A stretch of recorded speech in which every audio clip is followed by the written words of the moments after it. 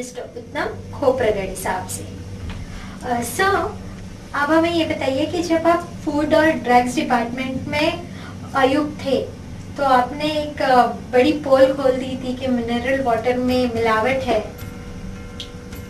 इस बारे में आपको कुछ? वो वैसे मिलावट का नहीं था, वो मामला ऐसा था कि फूड एंड ड्रग में पहले मैं जब गया था तो उसमें उसके पहले वो सिर्फ सैंपल लेते थे और सैंपल खराब निकले तो उसके ऊपर कोर्ट केस करते थे। वो कोर्ट केस 20 साल चलती रहती, उसमें कोई फर्क नहीं पड़ता। जनता डिपार्टमेंट आम जनता के हित के लिए चलना चाहिए और इसलिए कोर्ट केसेस करना, कोर्ट में चक्रा मारना ये डिपार्टमेंट का काम नहीं। तो डिपार्टमेंट आम जनता के पास जो चीज जाती है खाने पीने की वो सही होना चाहिए और इसलिए वो एक सैंपल अगर ठीक आए खराब आए तो उसके ऊपर केस करो, ये उद्देश्य डिपार्टमेंट का सफल नहीं हुआ। तो मैंने उसमें चेंज कर दिया, हालांकि उससे अच्छा है कि जहां बनते गए वो उसका ठीक तरह से इंस्पेक्शन हो गया, उसका क्लाइमेट अच्छा रहे, एम्बियंस अच्छा रहे, उसमें पैरासाइट एंट्री की चांसेस कम रहे, तो वो आज सामान्य। इसलिए मैंने सैंपल लेने से मैंने जो प्रोडक्शन कैपेसिटी है उसका इंस्पेक्शन करने में जोर दिया। और उस टाइम मेरे पास एक कंप्लेंट आई थी कि कहा तो भी एक पानी के एक बॉटल में कुछ पैरासाइट मिला था। वो तो ऐसी बात रेलवे के बॉटल की थी, लेकिन मैंने बोला इस बहाने इनकी जो यहाँ की फैक्ट्री है वो चेक कर लो। तो चेक करते मैंने देखा कि वहां जो पानी जो स्टोर करते हैं उसके बाजू में टॉयलेट है। बोला तुम्हारा सैंपल ठीक आता, लेकिन ये बुनियादी गलत है कि टॉयलेट के बाजू में होने थे वहां थोड़ा पर्कुलेशन का चांसेस है। तो इसलिए मैंने उसको एकदम सील ठोक दिया। और मैं जब तक ये चेंज नहीं करते हैं, जब तक हमें फैक्ट्री अच्छी कंडीशन में नहीं होती, हम आपको वहां से प्रोडक्शन नहीं करने देंगे। और उस कारण से मैंने वो फैक्ट्री बंद कर दी।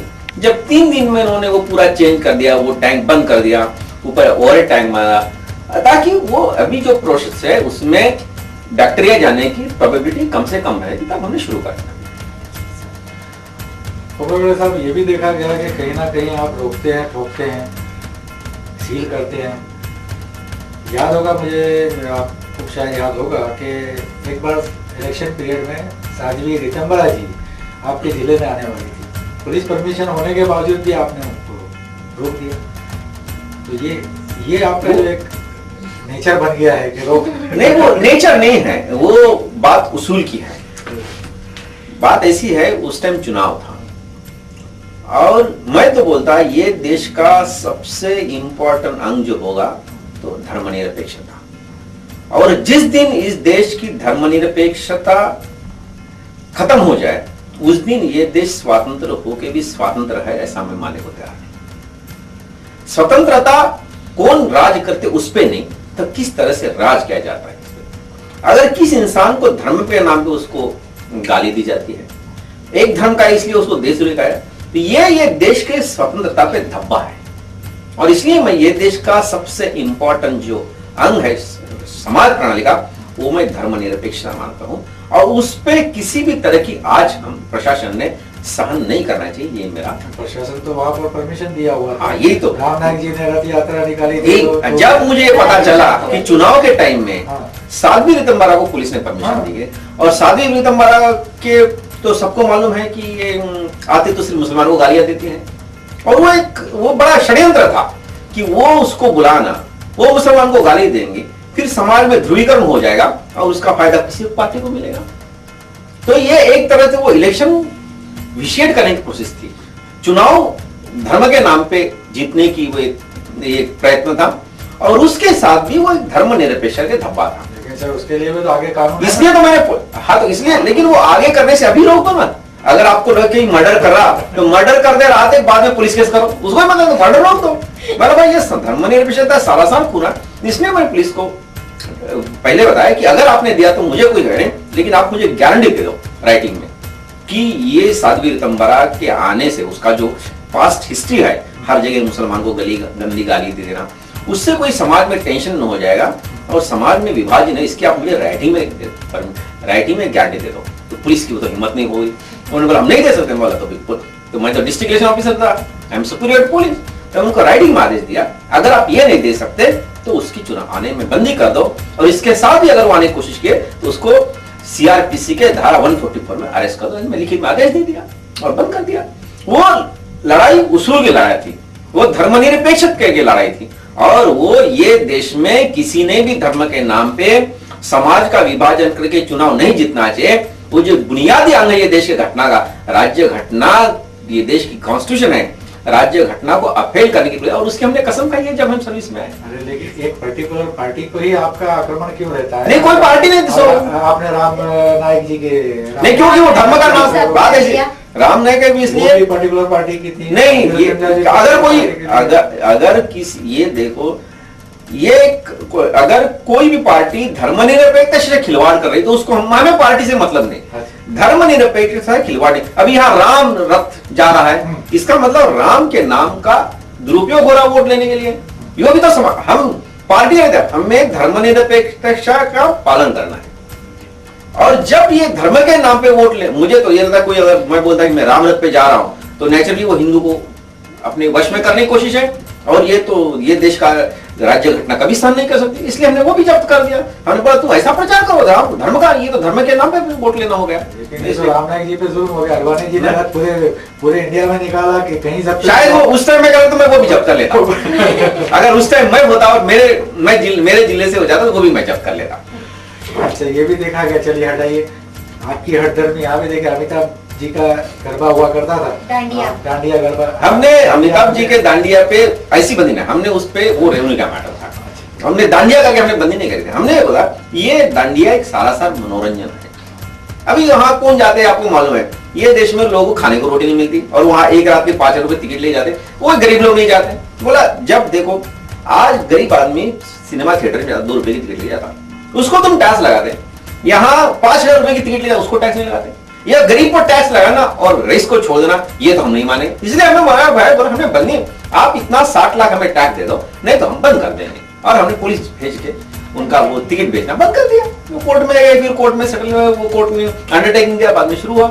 तो ये क्वेश्चन उसूल का था कि देश का रेवेन्यू बढ़ना, देश का रेवेन्यू राष्ट्र राज्य का रेवेन्यू बढ़ना चाहिए, और जब गरीबों को आप टैक्स लगाते हैं और उसको छोड़िए, ये कौन सा न्याय है? ये बड़ा गजब देश है ये देश में। ये देश में जो गरीब भूखा है और 5 रुपए चोरी करता है उसको चोर बोला जाता है, और जो बड़े लोग है वो करो अपनी कीमत बढ़ाते, मिलावट करते, करोड़ों लोगों की पॉकेट से करोड़ों लोग चोरी करते हैं, उनको सक्सेसफुल बिजनेसमैन का है। ये विरोधाभास मुझे बड़ी चुभन होती है इससे, मैं इसमें बड़ा अस्वस्थ होता हूँ, और इसलिए जहां भी लड़ाई लड़ सकते लड़ लेते हैं।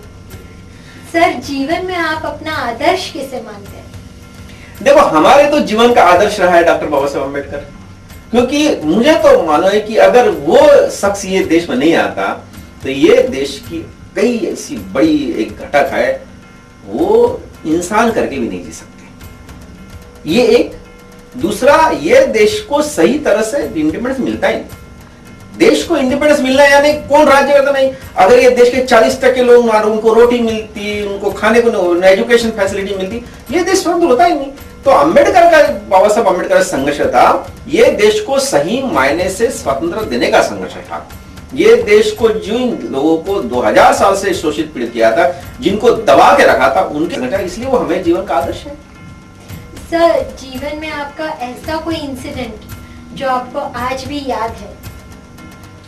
वैसे एक बड़ा यह है कि जब मैं पहले बताया कि मेरी मलकापुरी पोस्टिंग मेरे करियर में सबसे महत्वपूर्ण रही, उस टाइम मुझे फायरिंग ऑर्डर देना पड़ा, और वो मुझे पहले, क्योंकि नया शुरुआत की थी सर्विस की, पहला 1 साल हुआ था और आगे 10,000 का मॉब है, पुलिस डली हुई है, पुलिस फोर्स नहीं बराबर, और उसमें मुझे वो टैकल करने के लिए मुझे इमीडिएटली फायरिंग ऑर्डर देना पड़ा। उसमें 3 लोगों का देहांत भी हो गया, लेकिन उसके कारण जो वो सिटी को जो बड़ा हादसा होने वाला था बच गया। मेरे बच्चे का बर्थडे भी था, और वो बड़ा मुझे हरदम के लिए याद रहे कि वो हम किस तरह से हैंडल किया। लेकिन बाद में उसकी नेशनल इंक्वायरी है, उसमें भी आ गया, अगर वो मैं टाइम पे फायरिंग नहीं देता तो बहुत बड़ा वो सिटी को में बड़ा राइट्स हो सकते थे, बड़ा। तो वो मुझे सबसे दूसरा इंसिडेंट है सबसे खुशी का कि जिस दिन मेरी लड़की IAS में आ गई, वो मेरे जीवन का सबसे आनंद का और जो महत्वपूर्ण घटना है। सर, आप जो सच्चाई के लिए लड़ते हो तो आपने तो अपने लिए बहुत सारे दुश्मन पाल रखे हैं, तो इसका आपके घर वालों पे क्या असर होता है, उनका रिएक्शन क्या होता है इससे? नहीं देखो, ये जो दुश्मन बहुत है। अभी कभी कई 1-2 साल तो मुझे पुलिस एस्कॉर्ट के साथ घूमना पड़ता था जब मैंने कलेक्टर था, और मैंने काफी काले धंधे बंद कर दिए थे। और यही भी जब मैंने ये मालवनी का आपने जो बोला था उसको रोकने के बाद भी मुझे सरकार ने बोला कि ये तो जो जिसके साथ आप लड़ाई करें वो बहुत बड़े लोग हैं, आप बिना प्रोटेक्शन से मत घूमो। तो उसमें थोड़ा घर में थोड़ी दिक्कतें होती है, लेकिन अभी वो हमने भी हमारे ये संघर्ष का एक अंग हो गया है। और वो ये जो मेरा तत्व है मेरे बच्चों पे भी आ गए, तभी तो मेरी लड़की आईएएस में आ गई, नहीं तो कोई डॉक्टर करके कई पैसा कमाती। डॉक्टर लड़की है, डॉक्टर का इंजेक्शन देके भी वो लाखों रुपए कमाती। तो ये देश में संघर्ष करना है, और संघर्ष में भाई चुनाव युद्ध में तो जख्म होना ही होना है, और वो हमने अभी एक्सेप्ट कर लिया है, वो हमारे जीवन का अंग होने का एक्सेप्ट कर लिया है। लेकिन उसमें सहकार्य बहुत मिलता है। मेरी बीवी से बड़ी सीधी सादी औरत है, रोज 10 बजे तक दफ्तर में बैठते हैं, लेकिन उनको भी मालूम है 10 बजे में दफ्तर में बैठे हैं, गरीब लोगों की सेवा कर रहे हैं। तो उनका सहकार्य, उनकी सहनशीलता, और ये हमने कल्चर बना दिए, एक फैमिली कल्चर है कि ये संघर्ष करना है, उसमें दिक्कतें आना है, संघर्ष में तो दिक्कतें आती है, तो उसको साथ में लेके चलने का हमने स्वभाव बना लिया है। जैसे आपने बताया कि इतना सब करते हुए भी आपने अपनी फैमिली पर पूरा ध्यान दिया, और आज उसी का ये एक नतीजा है कि मतलब आपकी लड़की ने इस पास कर लिया। तो हम चाहेंगे कि आप हमारी युवा पीढ़ी को भी कुछ ऐसा संदेश दें कि जीवन में सफलता के लिए किन गुणों का होना जरूरी। मैं युवा पीढ़ी को यही बताना चाहूंगा कि जीवन में आपको सफल होना है तो परिश्रम, कठिन परिश्रम के सिवा कोई सफलता नहीं। बिना परिश्रम की अगर सफलता मिलती है तो वो ड्यूरेबल नहीं होती है, वो क्षण इसके लिए। और दूसरा, एक कठिन परिश्रम करो। दूसरा कि दैव, फेट, भगवान, ये सब बकवास है। ये सब इंसान को पीड़ित रखने के साधन बनाए गए हैं। भगवान, ईश्वर, देव, अपना तकदीर, इस पे विश्वास मत करो। खुद की तकदीर खुद बना सकते हैं, और इसलिए अपने खुद के मेहनत पे विश्वास, इंसान तरक्की कर सकता है ये तत्व पे विश्वास, और वो तरक्की ईमानदारी से हुई तो वही ड्यूरेबल होती है। इंसान की जिस तरक्की में समाज का शोषण नहीं है वही तरक्की होती है, और समाज का शोषण किए हुआ तरक्की नहीं, वो गुनाह होता है समाज के प्रति, वो एक पाप होता है। यह उम्मीद है, एक अपने कर्म पे विश्वास, अपने ताकत पे विश्वास रख के कठिन परिश्रम करके आप जिंदगी में आगे जा सकते। उसी में आपकी भलाई, समाज की भलाई है, देश की भलाई है। यही मैं मैसेज देना चाहूंगा। बहुत बहुत धन्यवाद। Thank you. धन्यवाद।